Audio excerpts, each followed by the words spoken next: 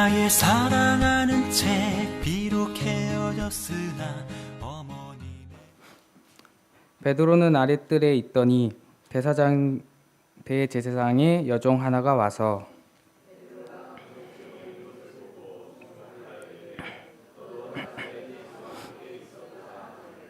베드로가 부인하여 이르되 나는 내가 말하는 것이 무엇인지 알지도 못하고 깨닫지도 못하겠노라 하며 앞뜰로 나갈새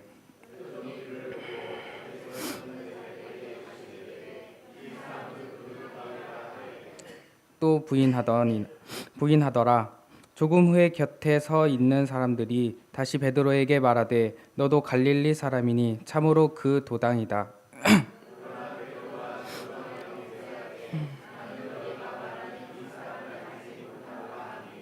함께 읽으시겠습니다. 닭이 곧 두 번째 울더라. 이에 베드로가 예수께서 자기에게 하신 말씀 곧 닭이 두 번 울기 전에 내가 세 번 나를 부인하리라 하심이 기억되어 그 일을 생각하고 울었더라. 아멘. 저 도둑질 한 적 있어요. 괜찮아. 저 술 먹고 담배 폈어요. 괜찮아. 저 친구를 왕따 시키고 괴롭힌 적 있어요. 괜찮아. 저 본드를 마신 적 있어요. 괜찮아. 저 폭주적이었어요. 괜찮아. 저 죽으려고 손목을 칼로 그은 적 있어요. 괜찮아. 저 학교에도 안 가고 집에만 처박혀 있었어요. 괜찮아. 괜찮아, 얘들아. 어제까지의 일들은 전부 괜찮단다.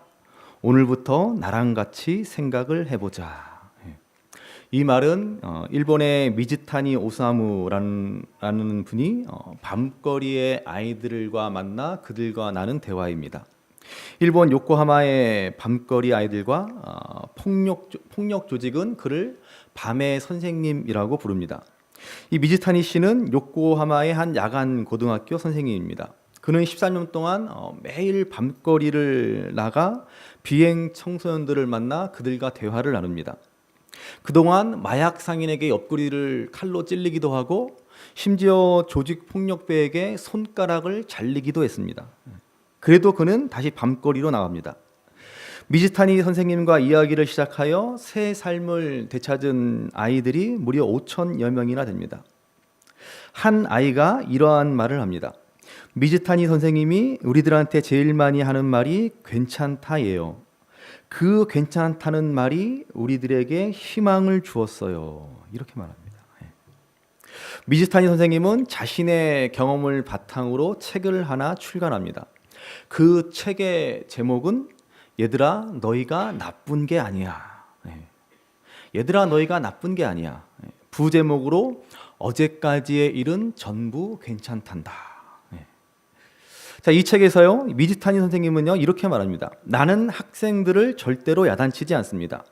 아이들은 모두 꽃을 피우는 씨앗이라고 생각하기 때문입니다. 어떤 꽃이라도 심는 사람이 제대로 심고 시간을 들여서 정성스레 가꾸면 반드시 꽃을 피웁니다. 부모와 교사, 어른들과 사회 전체가 아이들을 아끼고 사랑하며 정성껏 돌본다면 아이들은 반드시 아름다운 꽃을 피웁니다. 만약 꽃을 피우지 못하고 그대로 시들어버리는 아이가 있다면 그것은 분명 어른들의 잘못입니다. 아이들은 그 피해자입니다. 나는 그런 피해자인 아이들을 만나기 위해 오랫동안 밤거리에서 살았습니다. 그 아이들을 구하기 위해서가 아니었습니다. 나는 그저 그들 옆에 있고 싶었습니다. 얘들아 너희가 나쁜 게 아니야 라는 책에 나오는 내용입니다. 옆에 분들 권면하시죠? 당신이 나쁜 게 아닙니다. 권면하십시오. 당신이 나쁜 게 아닙니다.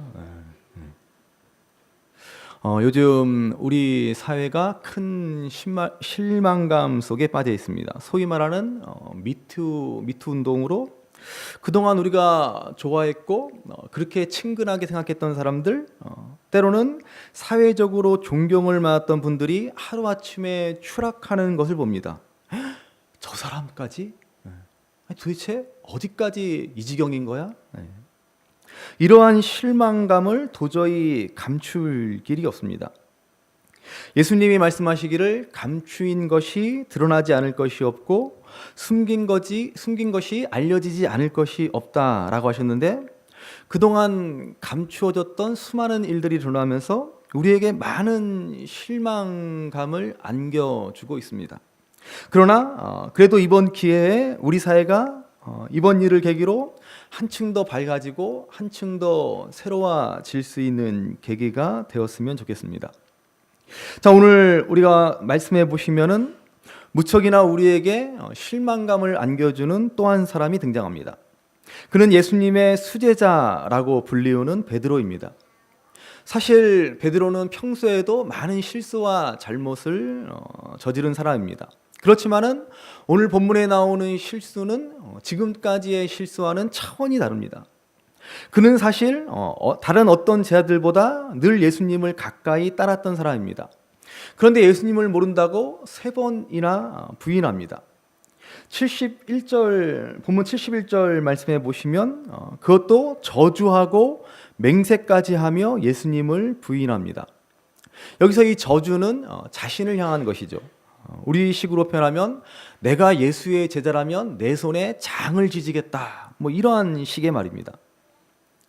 이 본문의 사건은요, 어쩌면 베드로에게는 참으로 기억하고 싶지 않은, 감추고 싶은 이야기였는지도 모릅니다. 그러나 베드로는 과감하게 고백하고 있습니다. 특별히 오늘 본문을 기록한 사람이 마가라는 사실에 우리는 좀 더 주목해 봐야 합니다. 여러분, 마가가 누굽니까? 마가는 우리가 사도행전에서도 보았지만 그는 바나바의 생질, 바나바의 조카입니다. 예수님이 12 제자와 유월절 마지막 만찬을 드셨던 소위 마가의 다락방이라고 하는 그 집의 주인집 아들입니다. 이 마가의 다락방은 최초의 교회인 예루살렘 교회가 탄생한 곳이기도 합니다. 오순절 성령이 마가의 다락방에 모여있는 제자들에게 임함으로 교회가 탄생하였습니다. 우리 기독교회는 참으로 뜻깊은 그러한 장소인 마가의 다락방, 그 집의 주인집 아들이 바로 이 마가입니다. 이 마가는 베드로의 제자가 되어서 베드로를 열심히 따라다녔습니다. 그리고 베드로에게 들은 예수님에 대한 이야기들을 글로 기록해서 남긴 것이 마가복음입니다. 복음서 가운데 가장 먼저 최초로 기록된 복음서입니다. 그래서 오늘 우리가 읽은 본문 앞에 50절에서 52절에 보시면 마가는 자신의 이름을 밝히고 있지는 않지만은 자신의 무용담을 기록해 놓습니다.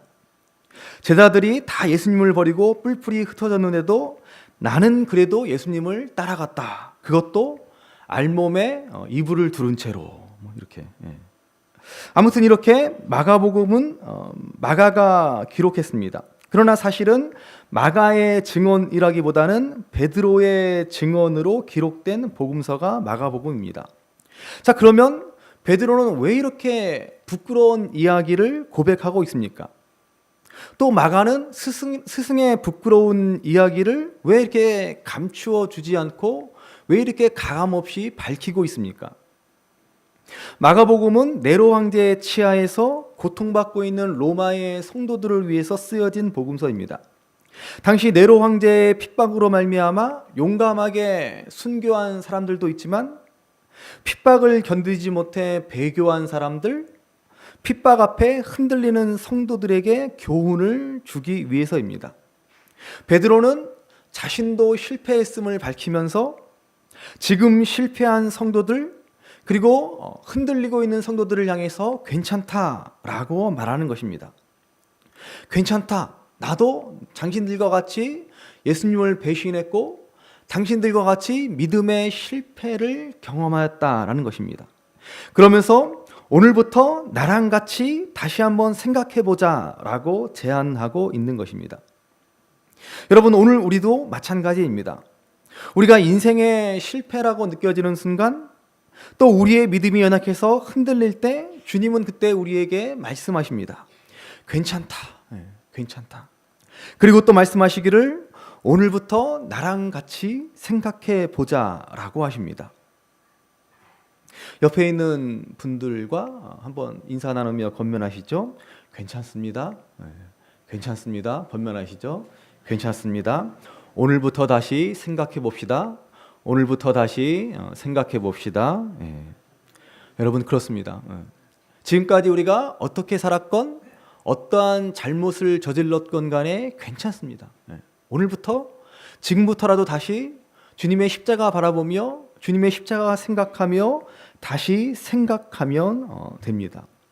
자, 오늘 그러면 우리가 오늘 본문 말씀을 통해서 먼저 우리가 베드로는 왜 그렇다면 이러한 실패를 저질렀는가를 한번 생각해 봐야 합니다. 자, 오늘 본문에는 두 가지 원인을 말합니다. 베드로의 실패 원인 첫 번째는 비교 의식 때문입니다. 비교 의식. 자, 본문 앞에 27절부터 31절 말씀을 한번 보시기 바랍니다. 본문 앞에 마가복음 14장 27절에서 31절에 보시면 특별히 29절 말씀 한번 같이 읽겠습니다. 29절 베드로가 여짜오되 다 버릴지라도 나는 그리하지 않겠나이다. 아멘. 자, 예수님은 제자들의 배신을 아시고 미리 예고하십니다. 27절에 보시면 너희가 다 나를 버리리라 라고 하셨습니다. 그런데 베드로가 뭐라 그래요? 주님, 다른 사람은 몰라도 나는 주님을 버리지 않겠습니다. 나는 다른 사람들과는 차원이 다릅니다. 저 야고보도 저 요한도 주님을 배신할지 몰라도 나는 절대로 그렇지 않습니다. 이렇게 큰 소리를 치며 베드로는 지금 자신과 다른 사람을 비교하고 있습니다. 베드로는요, 이때만 그런 것이 아닙니다. 요한복음 21장에 보시면 부활하신 주님이 베드로에게 찾아오십니다. 찾아오셔서 주님 말씀하시기를 베드로야 네가 나를 사랑하느냐 이렇게 질문하신 유명한 이야기를 우리가 잘 알고 있습니다. 예수님은 베드로의 사랑을 확인하시고 내 양을 먹이라 말씀하시며 그에게 사명을 주시며 회복시켜 주십니다. 자, 거기까지는 참 좋았는데요. 베드로가 그 순간 눈을 들어 사도 요한을 봅니다. 평소 베드로와 사도 요한은 예수님의 옆자리를 다투는 사이입니다. 그래서 베드로가 묻습니다. 주님, 요한은 어찌 되겠습니까? 주님, 저 사람은 어떻게 되겠습니까? 그때 예수님이 베드로에게 뭐라고 그러세요? 베드로야, 그만 좀 신경 써라. 응? 그만 좀 신경 꺼라, 신경 꺼. 요한이 어찌 됐든 말든 너랑 도대체 무슨 상관이 있느냐? 그렇게 말씀하시지 않습니까? 부활하신 주님을 만나 잘못을 용서받고 회복되어 새로운 사명을 받는 그 거룩한 그 순간에 베드로는 여전히 사도 요한을 생각하며 요한과 자신을 비교하고 있는 것입니다. 나에게는 이러한 일을 맡기셨는데 사도 요한한테는 어떤 일을 맡기셨나? 바로 이러한 비교 의식이 베드로가 실패한 첫 번째 원인이다라고 하는 것입니다. 여러분, 우리는요 끊임없이 나와 남을 비교하며 살아갑니다. 그렇지만 어때요? 걷는 사람 위에 뛰는 놈 있고 뛰는 놈 위에 나는 놈 있지 않습니까? 꼭 이렇게 우리나라 사람들이 이럴 때는 놈자를 붙입니다. 나보다 잘난 사람은 놈이라고 불러야 그나마. 여러분, 나보다 뛰어난 사람은 언제나 있기 마련이죠. 그래서 비교의식에 사로잡혀 우리가 살아간다면 인생은 늘 불안하고 우울하고 불행합니다. 우리 주위에는 나보다 잘나고 나보다 똑똑하고 나보다 잘생기고 나보다 재능이 많은 사람들이 항상 넘쳐나기 때문입니다. 그래서 여러분들은 믿기지 않겠지만은 저도 가끔 열등감을 느끼기도 합니다. 믿기지 않으시겠지만. 그렇게 살다 보면 인생은 피곤합니다. 이 비교의식에 사로잡히면 우리는 열등감이나 혹은 반대로 우월감에 사로잡혀 살아갑니다. 둘 다 건강하지 못한 우리의 모습입니다. 동전의 양면과도 같습니다. 열등감에 사로잡혀 부정적인 사람이 되던가 아니면 열등감을 감추고자 근자감에 사로잡혀 살아갑니다. 근자감이 뭐예요? 근거 없는 자신감. 근거 없는 자신감. 그 열등감을 감추고자, 열등감을 커버하고자 말도 안 되는 헛된 자신감에 사로잡혀 살아가는 것이죠. 오늘 베드로의 모습이 바로 그렇습니다. 다른 사람은 다 버려도 나는 주를 절대로 버리지 않겠습니다. 이렇게 베드로는 비교 의식에 사로잡혀 그 열등감을 감추고자 근거 없는 자신감, 헛된 우월 의식에 사로잡혀 있습니다. 여러분, 이 비교 의식을 극복해 나가려면 저는 우리가 무엇보다도 창조 의식을 회복해야 한다라고 생각합니다. 창조 의식. 한번 따라해 보시죠. 창조 의식을 회복합시다. 창조 의식을 회복합시다. 그렇습니다. 여러분, 이 지구상에요, 수많은 사람들이 있지만 하나님은 한 사람도 똑같은 사람으로 창조하지 않으셨습니다. 각자의 개성과 색깔과 향기를 가지고 우리가 이 땅을 살아가도록 지으셨습니다. 그렇다면요, 우리는 우리 자신만의 독특한 색깔을 가진 아름다운 열매를 내는 그러한 삶을 살아가야 할 것입니다. 하나님이 나를 계획하고 지으신 대로 하나님이 나만의 꽃을 피우며 나만의 열매를 맺으라고 하신 그대로 우리는 인생을 살아가야 하는 것입니다. 다른 사람 볼 것도 없고 다른 사람 따라할 이유는 더더욱 없습니다. 우리는 모두가 하나님의 사랑과 선택 가운데 각자의 개성을 따라서 하나님의 그 사랑 안에서 지어진 소중한 작품이라는 사실을 기억해야 합니다. 작품이 뭐예요? 나만의 독특한 아름다움을 가지고 있는 게 작품이잖아요. 공장에서 찍어낸 상품이 아니지 않습니까? 우리는 하나님이 우리 각자에게 주신 아름다운 꽃을 피우라고 우리에게 주신 인생이라는 그러한 작품이라는 사실을 기억해야 할 것입니다. 바로 이러한 창조 의식을 회복할 때 우리는 하나님이 우리를 얼마나 사랑하고 우리를 얼마나 소중히 여기신가를 깨닫고 비교하지 않고 열등감에서 벗어날 줄로 믿습니다. 그런 의미에서 옆에 분들에게 권면하시죠. 아이고, 걸작이시네요. 권면합시다. 아이고, 걸작이시네요. 네가 무슨 그러지 마시고. 아이고, 참 걸작이시네요. 베드로가 왜 타락했습니까? 그 두 번째 원인은 소극적인 신앙 생활입니다. 본문 54절 말씀을 한번 보십시오. 우리 14장 54절 말씀 같이 한번 읽어보도록 하겠습니다. 같이 읽겠습니다. 베드로가 예수를 멀찍이 따라 대제사장의 집들 안까지 들어가서 아랫사람들과 함께 앉아 불을 쬐더라. 아멘. 자, 여기 멀찍이의 밑줄 짝. 예전에 우리 서한 선생이 이랬나? 밑줄 짝 선생. 자, 밑줄 읽으십시오. 베드로는요, 자신의 말대로 그래도 예수님을 따르긴 따랐습니다. 그런데 마가는 멀찍이 따랐다라고 하는 사실을 강조해 줍니다. 베드로가 왜 예수님을 부인했는가? 그것을 말해주는 상징적인 표현입니다.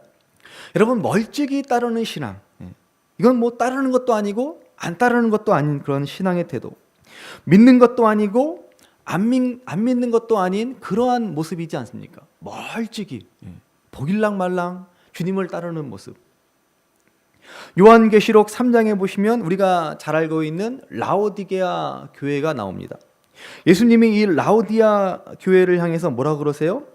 평소 이러지도 저러지도 못해가지고 나 어떻게 해야 할지 모르겠다. 그래서 라오디게아라고 하는 그 교회를 향해서 예수님 뭐라고 하십니까? 네가 좀 차든지 덮든지 하라 그러지 않습니까? 차든지 덮든지 하라. 따를 거면 따르고 말 건 말고 그렇게 말씀하는 겁니다. 따르지 말라는 얘기입니까? 아니죠. 좀 분명하게 확실하게 주님을 따르라는 말입니다.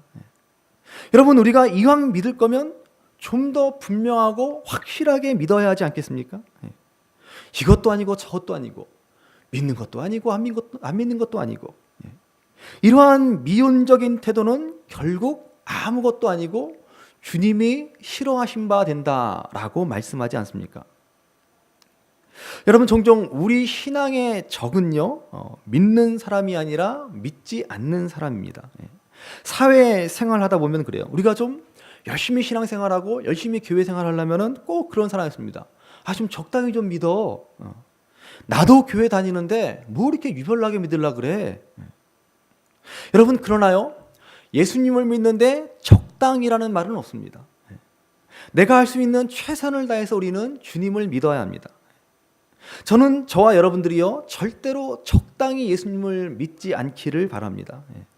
내가 할 수 있는 최선을 다해서 주님을 믿으시기 바랍니다.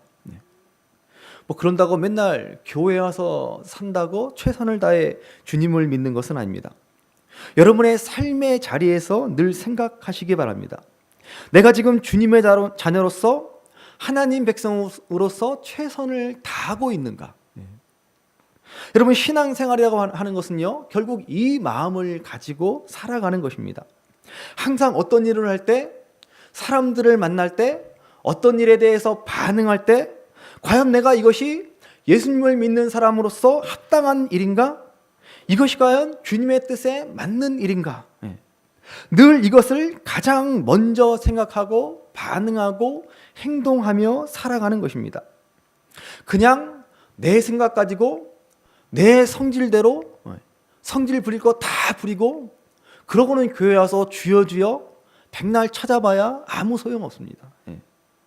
이것이야말로 멀찍이 주님을 따르고 있는 것입니다.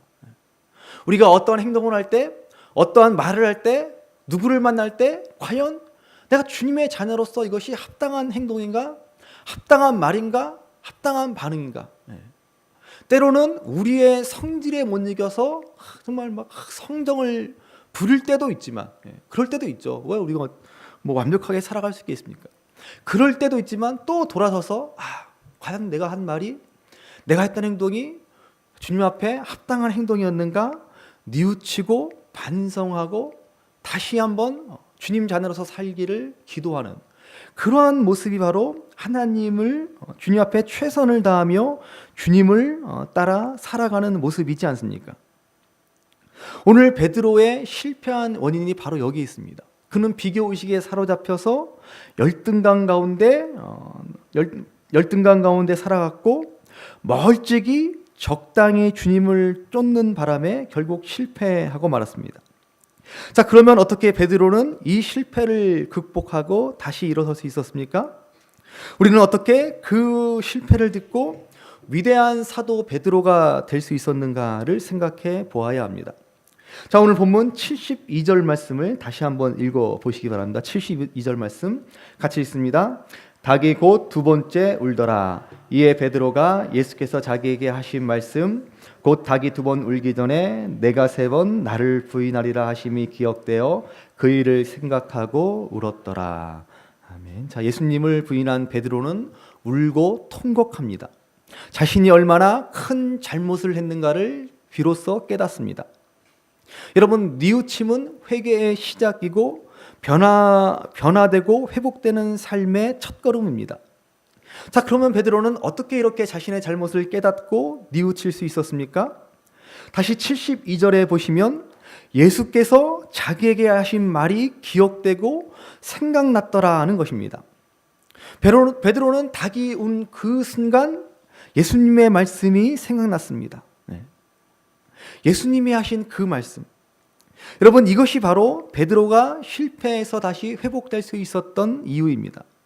베드로는 정말 실수가 많고 허점이 많은 사람입니다. 그런데 성경에 보시면요, 베드로의 강점이 하나 있습니다. 그것은 뭐냐면 예수님의 말씀을 늘 귀담아 들었다라는 것입니다. 항상 그는 예수님의 말씀에 반응합니다. 예수님의 말씀에 가장 먼저 나서서 맞장구를 칩니다. 우리가 마가복음 앞에 11장에 보시면 예수님께서 열매 없는 무화과 나무를 저주하시자 그 다음날에 보니까는 그 무화과 나무가 정말로 말랐습니다. 그때 베드로가 그럽니다. 주님, 말씀하신 대로 정말로 무화과 나무가 말랐습니다.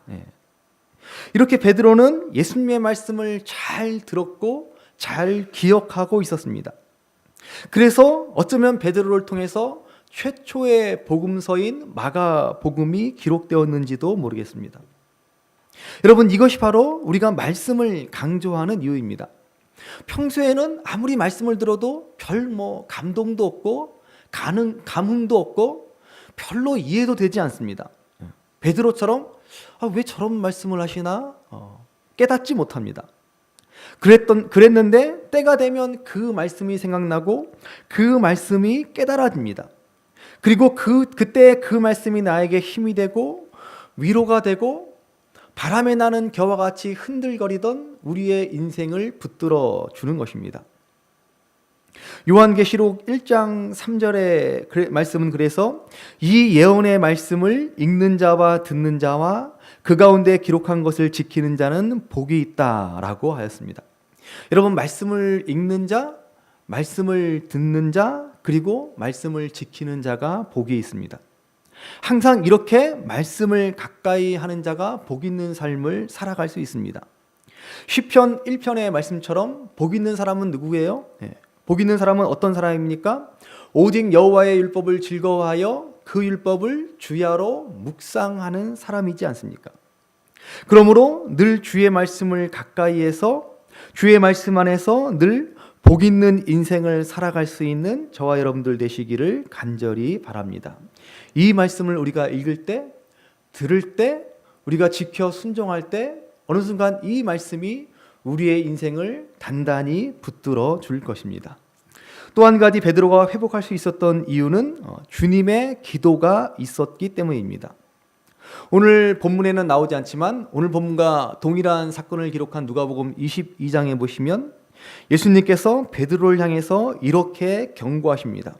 베드로야, 보라, 사탄이 너희를 밀가부르듯 하려고 요구하고 있다. 예수님은 베드로에게 다가오고 있는 사탄의 검은 그림자를 보았습니다.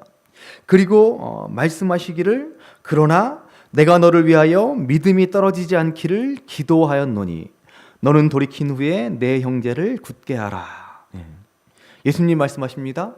사탄의 검은 그림자가 베드로에게 시시각각 다가오는 것을 바라보시면서 그러나 걱정하지 말아라. 내가 너를 위해서 기도했으니 너는 다시 회복되어서 너에게 준 사명을 감당하라. 이렇게 말씀하고 있습니다. 내 믿음이 떨어지지 않도록 기도했다. 주님이 이렇게 말씀하고 계십니다. 농부가 곡식의 알곡과 쭉정이를 구분하기 위해서 키질을 합니다. 밀 까부르듯 하는 것입니다.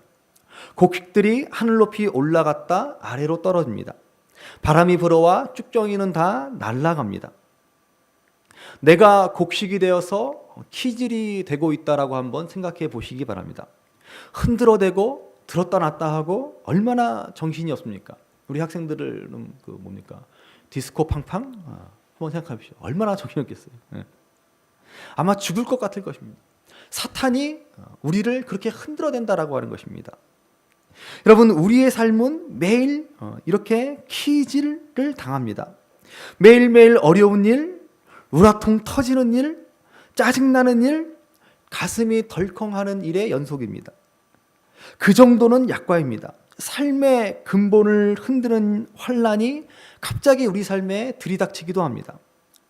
불치병에 걸리기도 하고 도저히 감당할 수 없는 고난이 우리 삶에 엄습해 오기도 합니다. 예수님은 그래도 괜찮다라고 말씀하십니다. 내가 너를 위하여 내 믿음이 떨어지지 않기를 기도하였다라고 하시는 것입니다. 여러분, 이 말씀처럼 하나님의 아들이신 예수님께서 우리를 위해서 친히 기도하고 계십니다. 아무리 사탄이 우리를 우는 사자와 같이 삼키려고 덤빌지라도 하나님의 아들이 우리를 위해서 기도하시는데 누가 감히 우리를 건드릴 수 있겠습니까? 사도 바울은 말합니다. 이와 같이 성령이 친히 우리 연약함을 도우시나니 우리가 마땅히 빌 바를 알지 못하나 오직 성령이 말할 수 없는 탄식으로 우리를 위하여 친히 간구하시느니라.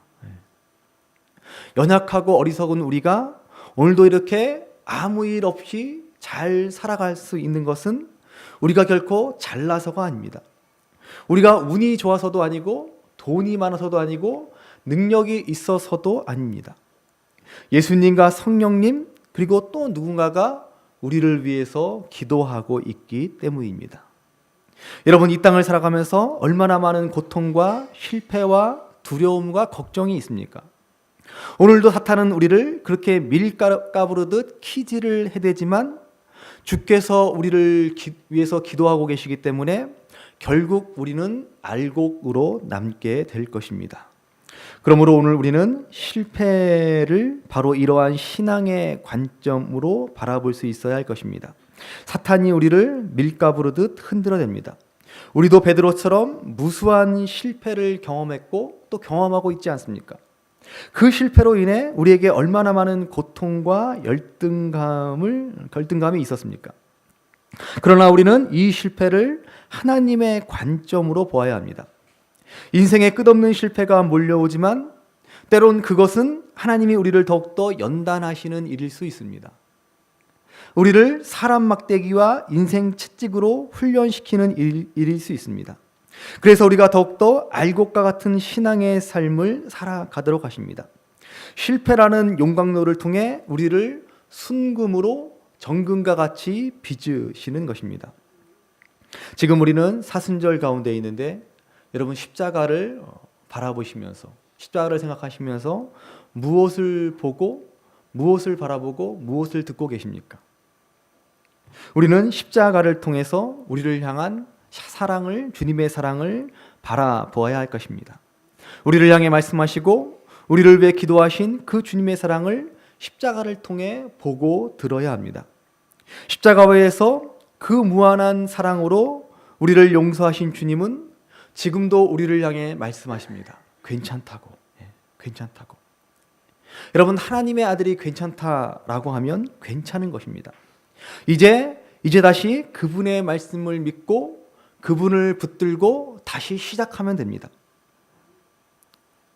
겉으로 보기에는 밤거리는 조직 폭력배가 장악하고 있고 어둠이 지배하고 있는 것 같습니다. 아이들을 마음대로 주무르고 있는 것 같습니다. 그러나 사실은 아이들을 사랑하는 미즈타니 선생님이 밤거리를 지배하고 있습니다. 옆구리에 칼을 맞아도 손가락이 잘려 나갔어도 여전히 길 잃은 청소년들을 만나러 미즈타니 선생님이 밤거리를 나서면 조폭들은 어느새 슬그머니 자취를 감추고 어두움으로 숨어 버리고 맙니다. 절망에서 허우적거리는 아이들은 자신의 마음속에서 꿈틀대는 소망을 봅니다. 나도 저 선생님과 한번 만나 대화를 나눠볼까? 나도 저 선생님하고 이야기를 나누면 얼마나 좋을까? 여러분, 오늘 우리도 마찬가지입니다. 나도 주님을 만나고 싶다. 나도 주님과 동행하고 싶다. 나도 주님을 열심히 따라가고 싶다. 여러분, 이 소망을 품으시기 바랍니다. 세상은 돈이 지배하고 권력이 힘을 쓰는 것 같아 보입니다. 그러나 사실 하나님께서 만드셨고 하나님이 지금도 사랑으로 움직이고 계십니다. 눈을 들어 하나님의 선하심과 하나님의 영광을 바라보시기 바랍니다. 하나님의 사랑이 바로 이 예수 그리스도의 십자가 위에 온전히 나타났습니다. 그 사랑을 받아들일 때, 그 사랑을 인정하고 주 앞에 나올 때 아무리 절망적이고 아무리 실패한 인생일지라도 아무리 깊은 어두운 가운데 쌓여 있을지라도 새롭게 일어설 수 있습니다. 그러므로 이 사순절에 다시 그 주님을 만나기를 간절히 소망하시는 저와 여러분들 되시기를 바랍니다. 열등감에 빠져서 절망하고 그저 멀찍이 주님을 쫓았던 모습이 아니라 이제 우리도 주님과 같이 말씀과 기도로 더욱더 주님을 찾고 주님을 따르는 삶을 살아야 할 것입니다. 그럴 때 우리 인생의 모든 실패와 절망 가운데서도 꽃이 피고 아름다운 열매가 맺어지게 될 것입니다. 지금까지 우리가 어떻게 살았던, 지금 우리의 형편이 어떠하든 간에 여러분 괜찮습니다. 상관없습니다. 이제 오늘부터 주님과 같이 생각하고 주님과 동행하는 삶을 살아 우리 인생에 주님이 계획해 놓으신 아름다운 꽃을 피워나가는 저와 여러분들이 되시기를 주님의 이름으로 간절히 바랍니다. 귀하다 우리 어머님이 들려주시던 재미있게 듣던 말이 책 중에 있으니 이 성경심이 사랑합니다.